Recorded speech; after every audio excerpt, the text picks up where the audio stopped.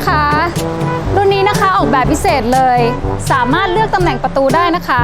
จะเลือกไว้ฝั่งด้านกว้างแบบนี้ก็ได้นะคะหรือฝั่งด้านแคบแบบนี้ก็ได้นะคะทั้งสองแบบนี้ขนาดเท่ากันนะคะทั้งสองแบบขนาดเท่ากันนะคะแต่เลือกตำแหน่งประตูได้นะคะอันนี้ก็จะเหมาะกับบ้านที่มีพื้นที่กว้างแต่ถ้าเอาประตูฝั่งนี้ก็เหมาะกับบ้านที่มีพื้นที่แบบหน้าแคบนะคะ